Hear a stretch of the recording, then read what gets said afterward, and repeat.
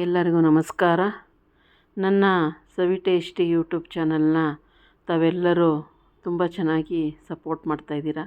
ನಿಜವಾಗ್ಲೂ ತುಂಬ ಖುಷಿಯಾಗುತ್ತೆ. ಇನ್ನೂ ಹೆಚ್ಚು ಹೆಚ್ಚು ಸಬ್ಸ್ಕ್ರೈಬ್ ಮಾಡೋದ್ರಿಂದ, ಲೈಕ್ ಮಾಡೋದ್ರಿಂದ, ತಮ್ಮ ಅಭಿಪ್ರಾಯಗಳನ್ನ ಕಮೆಂಟ್ ಮೂಲಕ ತಿಳಿಸೋದ್ರಿಂದ ನನಗೆ ಇನ್ನೂ ಹೆಚ್ಚು ಹೆಚ್ಚು ವೀಡಿಯೋಗಳನ್ನ ಮಾಡೋದಕ್ಕೆ ಸ್ಫೂರ್ತಿ ಬರ್ತದೆ. ನಾವಿವತ್ತು ಚಿಕ್ಕಮಗಳೂರಿನಲ್ಲಿ ನಡೀತಿರ್ತಕ್ಕಂತಹ ಜಾನಪದ ಸಂಭ್ರಮ ಹಾಗೂ ಸೇವಾ ದೀಕ್ಷಾ ಕಾರ್ಯಕ್ರಮಕ್ಕೆ ಹೊರಟಿದ್ದೆ. ಅಲ್ಲಿ 3:30 ಗಂಟೆಗೆ ಕಾರ್ಯಕ್ರಮ ಆಯೋಜನೆಯಾಗಿತ್ತು. ನಾವಿಲ್ಲಿ 2:15ಗೆ ಮನೆ ಬಿಟ್ವಿ. ಏಕೆ ಅಂದರೆ ನಮ್ಮ ಊರಿಂದ ಅಲ್ಲಿಗೆ 40 ಕಿಲೋಮೀಟ್ರ್ ಆಗುತ್ತೆ, 1 ಅವರ್ ಬೇಕು. ಜೊತೆಗೆ ನಮ್ಮ ಸ್ನೇಹಿತರು ಕೂಡ ಬಂದಿದ್ದರು. ನಾವಿಬ್ಬರು ಸರಿಯಾಗಿ 3 ಗಂಟೆಗೆ ಸ್ಥಳಕ್ಕೆ ಹೋದ್ವಿ. ಮೇಡಮ್ ನಮಸ್ತೆ. ಹಾಯ್, ಹಲೋ, ನಮಸ್ಕಾರ. ನಾನು ನಿಮ್ಮ ಸವಿತಾ ಸತ್ಯನಾರಾಯಣ್. ನನ್ನ ಯೂಟ್ಯೂಬ್ ಚಾನಲ್ ಆದಂತಹ ಸವಿ ಟೇಸ್ಟಿಫೈಗೆ ತಮಗೆಲ್ಲರಿಗೂ ಪ್ರೀತಿಯ ಸ್ವಾಗತ. ಇವತ್ತು ನಮ್ಮ ಚಿಕ್ಕಮಗಳೂರು ಜಿಲ್ಲೆ ಚಿಕ್ಕಮಗಳೂರಿನಲ್ಲಿ ಈ ಜಾನಪದ ಸಂಭ್ರಮ ಹಾಗೂ ಸೇವಾ ದೀಕ್ಷೆ ಅನ್ನೋ ಒಂದು ಕಾರ್ಯಕ್ರಮ ನಡೀತಾ ಇದೆ. ಜಾನಪದ ಅನ್ನೋದು ನಮ್ಮ ಒಂದು ಉಸಿರಿನಲ್ಲೇ ಇರ್ತಕ್ಕಂಥದ್ದು. ಜಾನಪದ ಬೆಳಗಿಂದ ನಾವು ಎದ್ದು ರಾತ್ರಿ ಮಲಗುವ ತನಕ ನಾವು ಏನು ಮಾಡ್ತೀವಿ, ಬಾಗಿಲಿಗೆ ನೀರು ಹಾಕೋದಿರ್ಬೋದು, ಅಡುಗೆ ಮಾಡೋದಿರ್ಬೋದು, ಪೂಜೆ ಮಾಡೋದಿರ್ಬೋದು, ಪ್ರತಿಯೊಂದು ಬಿಂಬಿಸೋದೇ ಜಾನಪದ. ಜಾನಪದ ಸಂಸ್ಕೃತಿ ಅನ್ನೋದು ಅದಕ್ಕೆ ಸಾವಿಲ್ಲ. ಅದು ನಿಜವಾಗ್ಲೂ ಇಲ್ಲಿ ನೋಡಿದ್ರೆ ಎಷ್ಟು ಚೆನ್ನಾಗಿ ಜೋಡಿಸಿದ್ದಾರೆ ಅಂದರೆ, ನಮ್ಮ ಜಾನಪದ ಕಲೆ, ನಮ್ಮ ಜಾನಪದ ಸಂಸ್ಕೃತಿ, ನಮ್ಮ ನಾಡಿನ ಸಂಸ್ಕೃತಿನ ಪೂರ್ತಿ ಬಿಂಬಿಸೋ ಹಾಗೆ ಇಲ್ಲಿ ಎಲ್ಲವನ್ನು ಜೋಡಿಸಿ ನಮ್ಮ ಇಲ್ಲಿ ಒಂದು ಆ ವಾತಾವರಣನೇ ಒಂದು ಹಬ್ಬದ ವಾತಾವರಣ ರೀತಿಯಲ್ಲಿ ಇವತ್ತು ರೆಡಿಯಾಗಿದೆ. ಹಾಗೆ ಈ ಕಾರ್ಯಕ್ರಮ ಕೂಡ ತುಂಬ ಚೆನ್ನಾಗಿ ಮೂಡಿಬರುತ್ತೆ. ಇನ್ನೂ ಶುರುವಾಗಿಲ್ಲ, ಈಗ ಶುರು ಆಗುತ್ತೆ. ಅನೇಕ ಮಹಿಳೆಯರು ಕೂಡ ಈ ಅನೇಕ ಮಹಿಳೆಯರು ಕೂಡ ಈ ಕಾರ್ಯಕ್ರಮದಲ್ಲಿ ಭಾಗಿಯಾಗ್ತಾ ಇದ್ದಾರೆ. ಜಿಲ್ಲಾದ್ಯಂತ ಜಾನಪದ ಒಂದು ಪರಿಷತ್ತು ಎಲ್ಲ ಕಡೆನೂ ಘಟಕಗಳು ಪ್ರಾರಂಭವಾಗಿ ಮಹಿಳೆಯರಾದಂತಾಗಿ ಈ ಒಂದು ಜಾನಪದ ಸೇವೆಯಲ್ಲಿ ತೊಡಗಿಕೊಂಡಿದ್ದಾರೆ. ಈ ಜಾನಪದ ಸಂಭ್ರಮ ಸೇವಾ ದೀಕ್ಷೆ ಯಾವ ರೀತಿ ನಡೆಯುತ್ತೆ, ಹೇಗಾಗುತ್ತೆ ಅನ್ನೋದನ್ನು ನಾನು ನಿಮಗೆಲ್ಲ ತೋರಿಸ್ತೀನಿ. ಬನ್ನಿ ಹೋಗೋಣ. ಈ ಕಾರ್ಯಕ್ರಮವು ಚಿಕ್ಕಮಗಳೂರಿನ ಕಲ್ಯಾಣ ನಗರದಲ್ಲಿರ್ತಕ್ಕಂತಹ ಬಸವತತ್ವ ಪೀಠದಲ್ಲಿ ಆಯೋಜನೆಗೊಂಡಿತ್ತು. ನಿಜವಾಗಲೂ ಮಠದ ವಾತಾವರಣ ತುಂಬ ಚೆನ್ನಾಗಿ ಮುದ ಕೊಡುವಂತಿತ್ತು. ಇಲ್ಲಿ ನಮ್ಮ ಜಾನಪದ ಬಿಂಬಿಸುವಂತಹ ದೊಡ್ಡದಾದ ರಂಗೋಲಿಯನ್ನು ಕೂಡ ಇಲ್ಲಿ ಹಾಕಿದ್ರು. ಜೊತೆಗೆ ನಮ್ಮ ಜಾನಪದ ಸಂಭ್ರಮಿಸುವಂತಹ ಏನು ವಸ್ತುಗಳಿದೆ, ಕಬ್ಬಿರ್ಬೋದು, ಮರ, ಹಾಗೆ ಎತ್ತಿನ ಗಾಡಿಯ ಚಕ್ರಗಳು, ಮರ, ಒನಕೆ, ಹಾಗೆ ಹಿತ್ತಾಳೆ ಪಾತ್ರೆಗಳು, ಹಾಗೆ ಬೀಸೋ ಕಲ್ಲು, ಹೀಗೆ ಏನು ಹಿತ್ತಾಳೆ ಸಾಮಗ್ರಿಗಳು, ಕಂಚಿಂದು ಎಲ್ಲವನ್ನು ನಮ್ಮ ಹಿಂದಿನ ಕಾಲದಲ್ಲಿ ಏನು ಉಪಯೋಗಿಸ್ತಿದ್ರು ಅದನ್ನೆಲ್ಲ ಅಲ್ಲಿ ಅಚ್ಚುಕಟ್ಟಾಗಿ ಜೋಡಿಸಲಾಗಿತ್ತು.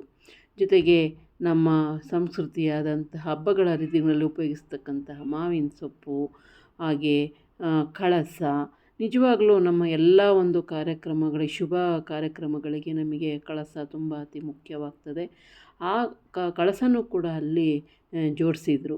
ಜೊತೆಯಲ್ಲಿ ಒಳಕಲ್ಲು, ನೀರಿನ ಹಂಡೆಗಳು, ಈ ಎಲ್ಲವನ್ನು ಕೂಡ ನಿಜವಾಗಲೂ ತುಂಬ ಚೆನ್ನಾಗಿ ಇದನ್ನು ಇಲ್ಲಿ ಒಂದು ಹಬ್ಬದ ವಾತಾವರಣದಲ್ಲಿ ಅದನ್ನು ಜೋಡಿಸಿದ್ರು. ಹಾಗೆ ಅಲ್ಲಿ ಇದು ತಾಯಿ ಭುವನೇಶ್ವರಿಯ ಒಂದು ಭಾವಚಿತ್ರವನ್ನು ಕೂಡ ಅಲ್ಲಿ ಇಟ್ಟಿದ್ದರು. ಜೊತೆಗೆ ಕಬ್ಬಿನ ಜಲ್ಲೆಗಳು ಎಲ್ಲವನ್ನು ಕೂಡ ತುಂಬ ಚೆನ್ನಾಗಿ ಕಾರ್ಯಕ್ರಮದಲ್ಲಿ ಜೋಡಿಸಿದರು. ಇಲ್ಲಿ ಈ ಕಾರ್ಯಕ್ರಮದಲ್ಲಿ ಅನೇಕ ಪದಾಧಿಕಾರಿಗಳು ಸೇವಾ ದೀಕ್ಷೆಯನ್ನು ಪಡೆಯೋದಕ್ಕೆ ಬಂದಿದ್ದರು.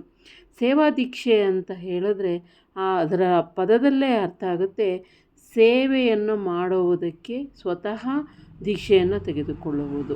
ಆ ರೀತಿ ಒಂದು ಸೇವಾ ದೀಕ್ಷೆಯ ಕಾರ್ಯಕ್ರಮವನ್ನು ಆಯೋಜನೆಗೊಂಡಿತ್ತು. ಈ ಕಾರ್ಯಕ್ರಮದಲ್ಲಿ ಅನೇಕ ನಮ್ಮ ಜಾನಪದ ಸಂಸ್ಕೃತಿಯಾದಂತಹ ಕೋಲಾಟ ಇರ್ಬೋದು, ಹುಲಿವೇಷ ಇರ್ಬೋದು, ಬೊಂಬೆ ಆಟ ಇರ್ಬೋದು, ಹಾಗೇ ವೀರಗಾಸೆ ಇರ್ಬೋದು, ಡೊಳ್ಳು ಕುಣಿತ, ಎಲ್ಲ ಸಾಂಸ್ಕೃತಿಕ ಕಾರ್ಯಕ್ರಮಗಳು ಕೂಡ ಇದರಲ್ಲಿ ಒಳಗೊಂಡಿತ್ತು.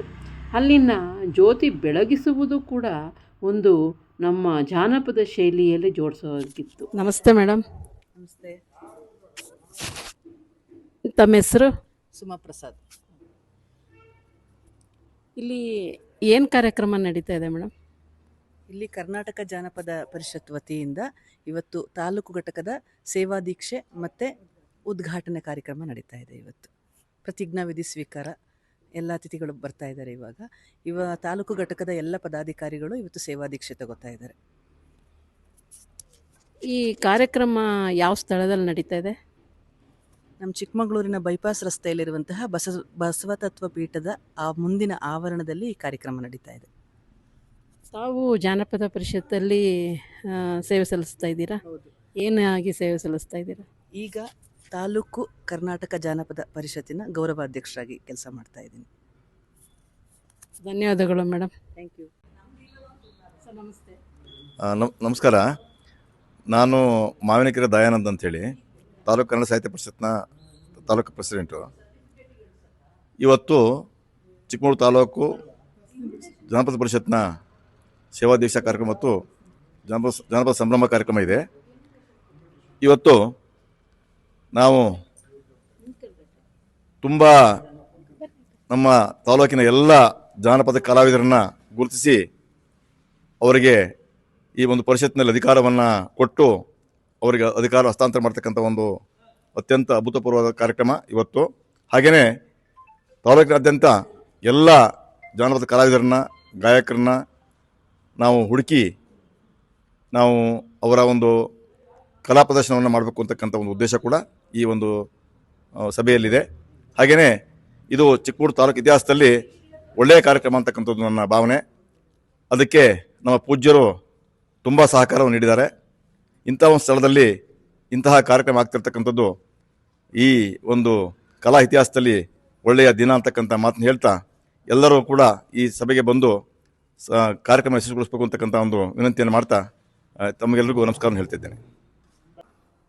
ನಮಸ್ಕಾರ. ಕರ್ನಾಟಕ ಜಾನಪದ ಪರಿಷತ್ತು ಚಿಕ್ಕಮಗಳೂರು ಜಿಲ್ಲಾ ಘಟಕದ ಅಧ್ಯಕ್ಷ GB ಸುರೇಶ್ ಅಂತ.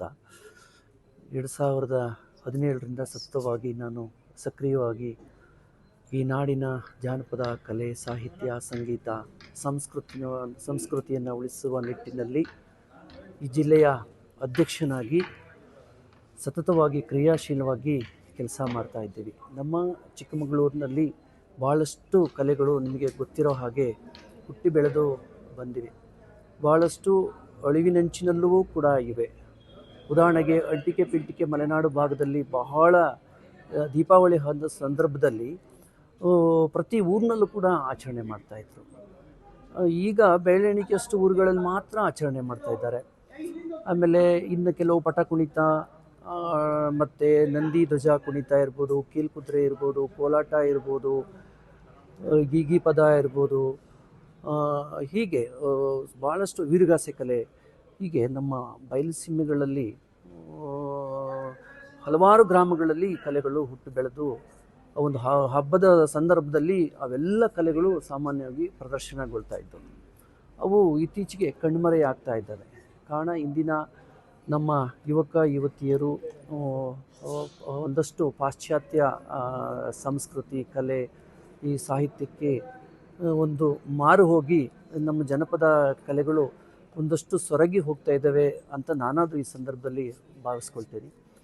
ಹಾಗಾಗಿ ನಮ್ಮ ಕರ್ನಾಟಕ ಜಾನಪದ ಪರಿಷತ್ತು ಡಾಕ್ಟರ್ HL ನಾಗೇಗೌಡರ ನೇತೃತ್ವದಲ್ಲಿ 1979ರಿಂದ ಪ್ರತಿ ಜಿಲ್ಲೆಯಲ್ಲೂ ಕೂಡ ಈ ಜಾನಪದ ಪರಿಷತ್ತನ್ನು ಹುಟ್ಟುಹಾಕಿ ಆಯಾ ಜಿಲ್ಲೆಯಲ್ಲಿ ಯಾವ ಕಲೆಗಳು ಹುಟ್ಟಿ ಬೆಳೆದು ಬಂದಿವೆ ಅವುಗಳನ್ನು ಸಂರಕ್ಷಿಸುವ ದೃಷ್ಟಿಯಿಂದ ಹಲವು ಕಾರ್ಯಕ್ರಮಗಳನ್ನು ಹಾಕಿಕೊಂಡು ಬರ್ತಾ ಇದ್ದಾವೆ.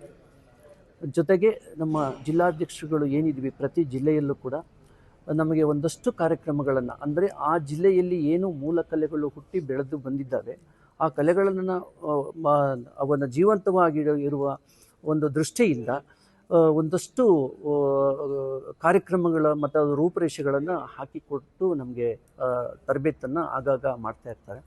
ಹಾಗಾಗಿ ನಾವು ಜಾನಪದ ಉಪನ್ಯಾಸ ಆಗಿರ್ಬೋದು, ಜಾನಪದ ಕಲಾ ತರಬೇತಿಗಳು ಆಗಿರ್ಬೋದು, ಮತ್ತು ಜಾನಪದ ಗೋಷ್ಠಿ ಆಗಿರ್ಬೋದು, ಜಾನಪದ ತರಬೇತಿ ಕಾರ್ಯಾಗಾರಗಳು, ಸಮ್ಮೇಳನಗಳು, ಕಲಾವಿದರ ಸಮಾವೇಶಗಳು, ಜಾನಪದ ಕಲೋತ್ಸವ, ಹೀಗೆ ಹಲವು ಕಾರ್ಯಕ್ರಮಗಳೊಂದಿಗೆ ನಶಿಸಿ ಹೋಗ್ತಕ್ಕಂತಹ ಜಾನಪದ ಕಲೆಗಳನ್ನು ಜೀವಂತವಾಗಿಡಲಿಕ್ಕೆ ಮತ್ತು ಅವನ್ನು ಪುನರುಜ್ಜೀವನಗೊಳಿಸಲಿಕ್ಕೆ ನಾವು ಜಿಲ್ಲಾಧ್ಯಕ್ಷರುಗಳು ಮತ್ತು ತಾಲೂಕು ಅಧ್ಯಕ್ಷರುಗಳು ಮತ್ತು ಹೋಬಳಿ ಅಧ್ಯಕ್ಷರುಗಳು ಮತ್ತು ಗ್ರಾಮ ಪಂಚಾಯಿತಿ ಮಟ್ಟದಲ್ಲೂ ಕೂಡ ನಮ್ಮ ಸಂಘಟನೆಗಳು ಸಕ್ರಿಯವಾಗಿ ಕೆಲಸ ಮಾಡ್ತಾ ಬರ್ತಾ ಇದ್ದಾವೆ. ಎಲ್ಲ ಸಂಘಟನೆಗಳಿಂದ ಇವತ್ತು ಒಂದಷ್ಟು ಜಾನಪದ ಕಲೆಗಳು ಮತ್ತೆ ಅವು ಪುನಶ್ಚೇತನ ಪಡ್ಕೊಳ್ತಿದ್ದಾವೆ ಅಂತ ನಾನಾದರೂ ಭಾವಿಸ್ಕೊಳ್ತಾ, ಹಾಗಾಗಿ ಚಿಕ್ಕಮಗಳೂರು ತಾಲೂಕಿನಲ್ಲಿ ಒಂದು ವಿಶೇಷವಾಗಿ ಒಂದು ಪರಿಷತ್ತನ್ನು ಹುಟ್ಟು ಹಾಕಿ ಇಲ್ಲಿ ಬೆಳೆದಿರ್ತಕ್ಕಂಥ ಮೂಲ ಕಲೆಗಳನ್ನು ಅವನ್ನು ಜೀವಂತವಾಗಿಡಬೇಕು ಅನ್ನೋ ದೃಷ್ಟಿಯಿಂದ ಇವತ್ತು ಹೊಸ ಒಬ್ಬರು ಅಧ್ಯಕ್ಷರನ್ನು ನಾವು ನೇಮಕಾತಿ ಮತ್ತು ನಗರ ಮಟ್ಟದಲ್ಲಿ, ತಾಲೂಕು ಮಟ್ಟದಲ್ಲಿ ಎಲ್ಲ ಪದಾಧಿಕಾರಿಗಳನ್ನು ಮತ್ತು ಅವರಿಗೊಂದಷ್ಟು ಜವಾಬ್ದಾರಿಗಳನ್ನು ಕೊಟ್ಟು ಇವತ್ತು ನೂತನ ಪದಾಧಿಕಾರಿಗಳ ಪದಗ್ರಹಣ ಎಂಬತಕ್ಕಂಥ ಒಂದು ಕಾರ್ಯಕ್ರಮದೊಂದಿಗೆ ಜಾನಪದ ಸಂಭ್ರಮವನ್ನು ಈ ಸಂದರ್ಭದಲ್ಲಿ ಹಾಕ್ಕೊಂಡಿದ್ದೀವಿ ಇವತ್ತು.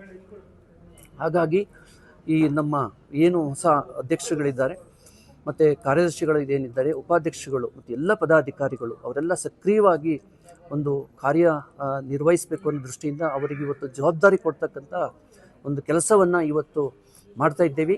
ಈ ಸಂದರ್ಭದಲ್ಲಿ ಒಂದಷ್ಟು ಸಾಂಸ್ಕೃತಿಕ ಕಾರ್ಯಕ್ರಮಗಳನ್ನು ಹಾಕ್ಕೊಂಡಿದ್ದೀವಿ. ಇವತ್ತು ಈ ಕಾರ್ಯಕ್ರಮದಲ್ಲಿ MLA, ನಮ್ಮ ತಾಲೂಕಿನ MLA ಮತ್ತು ಎಲ್ಲ ಜಾನಪದ ಸಾಹಿತಿಗಳು, ಕಲಾವಿದರು ಮತ್ತು ವಿಶೇಷವಾಗಿ ಬರಹಗಾರರು, ಜಾನಪದದ ವಿದ್ವಾಂಸರುಗಳೆಲ್ಲ ಆಗಮಿಸಿ ಈ ಒಂದು ಕಾರ್ಯಕ್ರಮವನ್ನು ನಡೆಸಿಕೊಡ್ತಾ ಇದ್ದಾರೆ. ನಮಸ್ಕಾರ. ಎಲ್ಲರಿಗೂ ನಮಸ್ಕಾರ. ಇವತ್ತು ಜಾನಪದ ಸಂಭ್ರಮ, ಜಾನಪದ ಸೇವಾಧ್ಯಕ್ಷೆ ಕಾರ್ಯಕ್ರಮದಲ್ಲಿ ಜಿಲ್ಲಾ ಸಂಚಾಲಕಿ ಗಾಯತ್ರಮ್ಮ ನಾನು ಆಗಮಿಸಿದ್ದೇನೆ. ನನಗೆ ಈ ಜಾನಪದ ಸಂಭ್ರಮ ನೋಡಿ ತುಂಬ ಖುಷಿಯಾಗಿದೆ. ಆ ಖುಷಿಗೆ ಒಂದು ಬೆಳಿಗ್ಗೆ ಎದ್ದ ತಕ್ಷಣ ನಾವು ಯಾವ ರೀತಿ ಭೂಮಿ ತಾಯಿಯನ್ನು ಸ್ಮರಿಸೋದು ಅಂತ ಒಂದು ಚುಟ್ಕಾಗಿ ಒಂದು ಜಾನಪದ ಗೀತೆ ಆಡ್ತೀನಿ.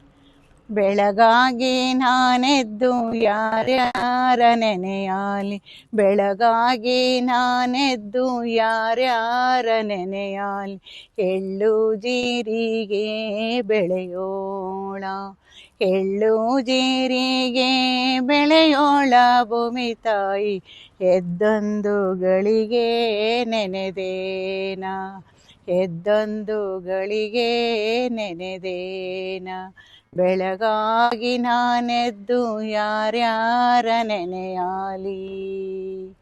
ಎಲ್ಲರಿಗೂ ಶರಣಾರ್ಥಿಗಳು. ಸರ್ ನಮಸ್ಕಾರ. ನಮಸ್ಕಾರಮ್ಮ. ನಮ್ಮ ಹೆಸರು? ತಮ್ಮ ಹೆಸರು ಸಿ ನಿಂಗಪ್ಪ ಅಂತ. ನಾನು ಅಂತಾರಾಷ್ಟ್ರ ಮಟ್ಟದ ಕ್ರೀಡಾಪಟು, ಸುಗಮ ಸಂಗೀತದಲ್ಲಿ ರಾಜ್ಯ ಮಟ್ಟದಲ್ಲಿ ಪ್ರಶಸ್ತಿ ಪಡೆದಿದ್ದೀನಿ. ಈಗ ಇಲ್ಲಿ ಬಸವ ಕಲ್ಯಾಣ ಇದರಲ್ಲಿ ಮಂದಿರದಲ್ಲಿ ಜಾನಪದ ಪರಿಷತ್ನವರು ಜಾನಪದ ಗೀತೆಗಳ ಬಗ್ಗೆ ಆಡಿಸ್ತಾರಂತೆ. ಅದಕ್ಕೋಸ್ಕರ ನಾನು ಜಾನಪದ ಗೀತೆ ಅಂದರೆ ತುಂಬ ಇಂಟ್ರೆಸ್ಟ್ ನನಗೆ. ಅದಕ್ಕೆ ಜಾನಪದ ಗೀತೆ ಆಡಕ್ಕೆ ಬಂದಿದ್ದೀನಿ ನನಗೆ. ತಾವೊಂದು ನಮಗೊಂದು ಸ್ವಲ್ಪ ಹೇಳ್ಬೋದಾ ಈಗ? ಹೌದು, ಹೇಳ್ತೀವಿ, ಹೇಳ್ತೀವಿ. ಹೇಳಿ ಸರ್. ತವರಿಂದ ಕಳಿಸಿ ನನ್ನ ಮರಿಬ್ಯಾಡ ಅಣ್ಣಯ್ಯ, ತಾಯಿ ತಂದೆ ಇಲ್ಲದ ತಬ್ಬಲಿಯು ನಾನಯ್ಯ, ಅಣ್ಣಯ್ಯ ನನ್ನ ಮರಿಬೇಡ ಅಣ್ಣಯ್ಯ. ಎಲ್ಲರಿಗೂ ನಮಸ್ತೆ. ನಾನು ಸಚಿನ್ ಸಿಂಗ್, ತಾಲೂಕು ಕರ್ನಾಟಕ ಜನಪದ ಪರಿಷತ್ತಿನ ನೂತನ ಅಧ್ಯಕ್ಷನಾಗಿ ಇವತ್ತು ಸೇವಾ ದೀಕ್ಷೆಯನ್ನು ಸ್ವೀಕರಿಸ್ತೀನಿ. ಹಾಗೆ ಜನಪದ ಅಂದರೆ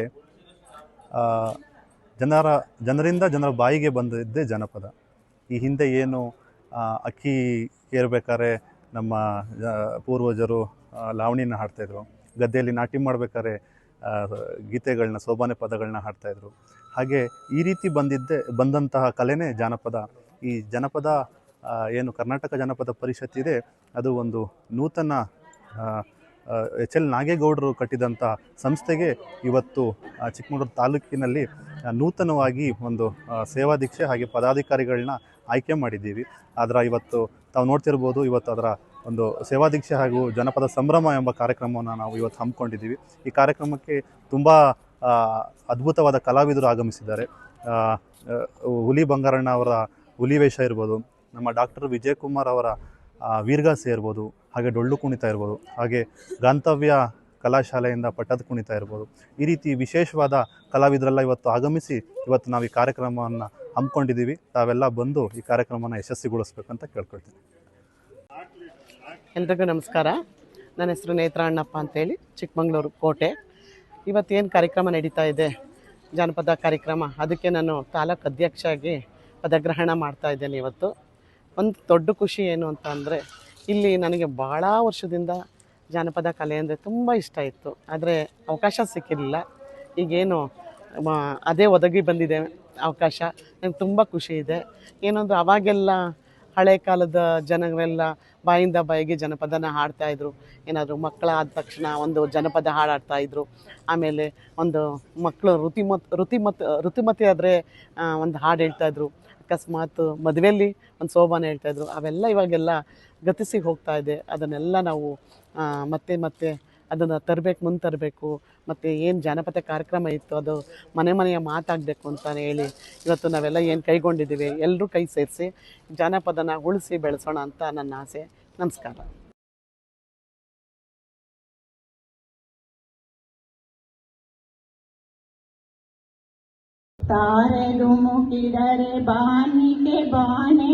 ಇತ್ತೀಚೆಗಷ್ಟೇ ಜಿಲ್ಲಾ ಪ್ರಧಾನ ಕಾರ್ಯದರ್ಶಿಯಾಗಿ ಕರ್ತವ್ಯ ಸ್ವೀಕರಿಸಿದಂತಹ ನಮ್ಮ ಕಡೂರಿನ ಸವಿತಾ ಸತ್ಯನಾರಾಯಣ ಅವರಿಗೂ ನಾನು ಈ ಕಾರ್ಯಕ್ರಮಕ್ಕೆ ಸ್ವಾಗತವನ್ನು ಕೋರ್ತೇನೆ. ಅನ್ನಪೂರ್ಣೆ ಅನ್ನದಾತೆ ಸತ್ಯಮಾತೆ ಸುಪ್ರದಾತೆ ಓಂಕಾರ ಗೀತೆ ವರನಾಡ ಮಾತೆ ಓಂಕಾರ ಗೀತೆ ವರನಾಡ ದೇವಾ ವಿಠಲ ಕೂಡಲ ಸಂಗಮ ದೇವ. ನಮ್ಮ ಜನಪದರ ಒಂದು ಪ್ರಾರ್ಥನಾ ನುಡಿಯನ್ನು ಈ ಸಂದರ್ಭದಲ್ಲಿ ನೆನಪಿಸ್ಕೊಳ್ತೀನಿ. ಬೆಳಗಾಗಿ ನಾನೆದ್ದು ಯಾರ್ಯಾರ ನೆನೆಯಾಲಿ, ಬೆಳಗಾಗಿ ನಾನೆದ್ದು ಯಾರ್ಯಾರ ನೆನೆಯಾಲಿ, ಎಲ್ಲೂ ಜೀರಿಗೆ ಬೆಳೆಯೋಳ, ಎಲ್ಲೂ ಜೀರಿಗೆ ಬೆಳೆಯೋಳ ಮುಗಿತಾಯ ಎತ್ತೊಂದುಗಳಿಗೆ ನಿನ್ನೆನೇನ.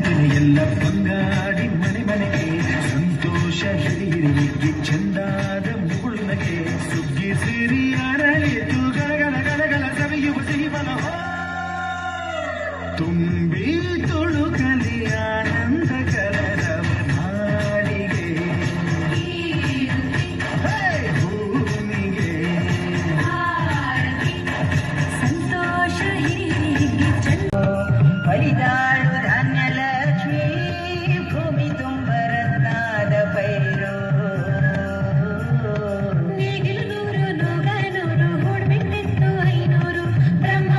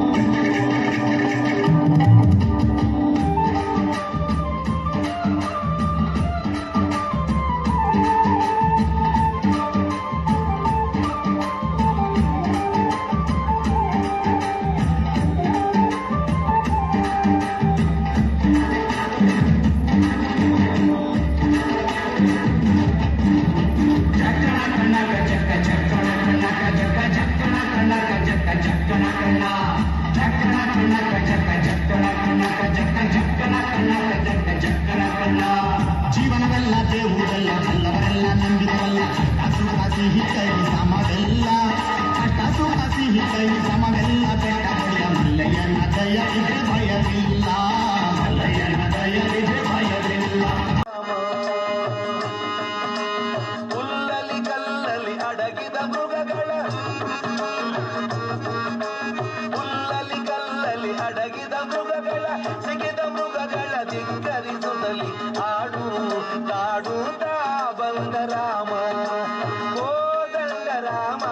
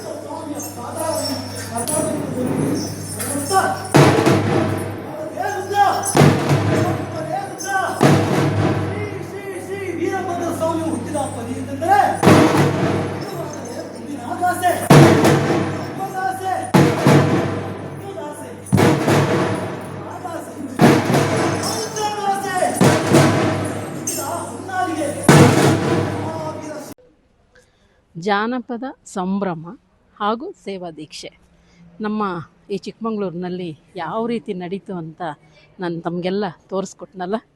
ತಾವೆಲ್ಲರೂ ಈ ಜಾನಪದ ಕಾರ್ಯಕ್ರಮವನ್ನು ವೀಕ್ಷಿಸಿದ್ದಕ್ಕಾಗಿ ಧನ್ಯವಾದಗಳು.